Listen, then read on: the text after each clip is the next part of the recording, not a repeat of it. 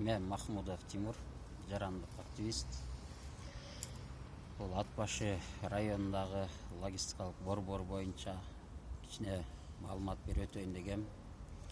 Мынакей мен жанында турган бул мырза Жумалы байке 18 А, 18 Б үйдүн дамком мындай алып келгенде төрайгасы деп коелу.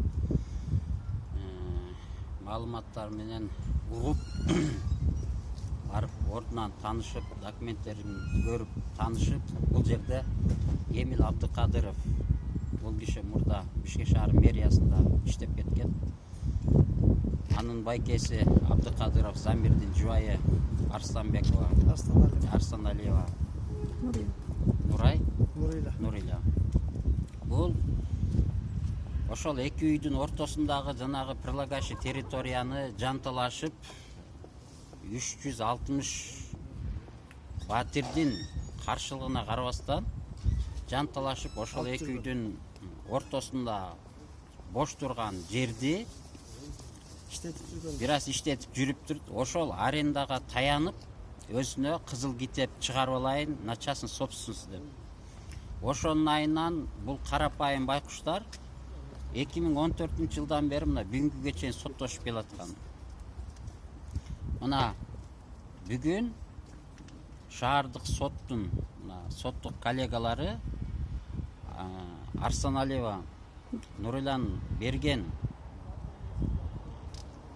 буга чейинки калп эле коррупция жагынан деп коебузбу же коррумпированный виде деп коебузбу алган кызыл китебини жокко чыгарып кайрадан мынакей карапайым эл сүйрөлүп кайра эле сотмо сот сүйрөлүп жүрсө экен.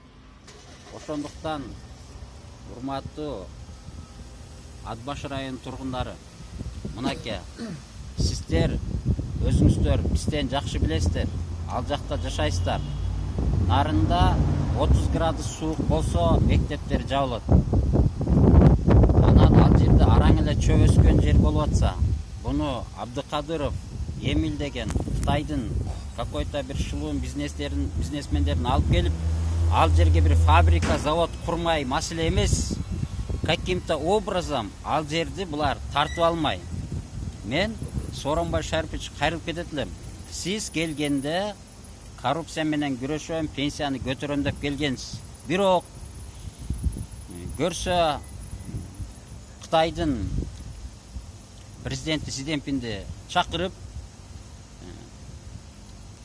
кандайдыр бир аффилированный жолдор менен Актала аймагындагы 200 гектарды нарын сезине которуп, через нарын сез аркылуу частный колго берип атканыңар, бул өзү урматтуу президент. Бул мыйзамды одуно түрдө бусканыңыз. Ушуга байланыштуу мен суранып кетет элем. Адахан Мадмаровго кайрылып кетет элем. Мекен ынтымагы Темирбек Арсанбек кайрылып кетет элем. 2 март күнү Садыр Норгожоевич боштондукка чыккы чейин элдин башында туруп бериңиздерди суранам. Бул Абылгазиев, Мухаммедкалы Абылгазиев тарабынан одоно түрдө бул мыйзам бузулуп атканы көрүнүп турат. Атбашыга барып активисттерди кууп капсула салган күнү бүгүнкүгө чейин мынакей калп эле бүгүн баштап атышат. Кечээ баштапчытыр булар. 500 киши, 800 киши иштейсиздер деп.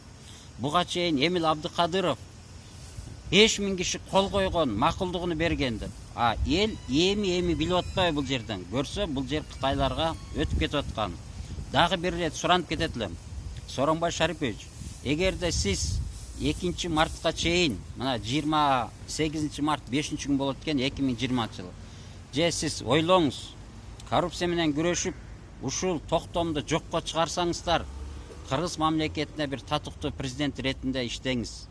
Эгерде буга сиздин эркиңиз жетпесе, эгерде сиз бүгүнкү күндө бюджетти кантип акча чогултканды, кантип коррупция менен күрөшкөндү билбесеңиздер, буга сиздин эркиңиз жетпей атса, анда сизге суранып кетет элек.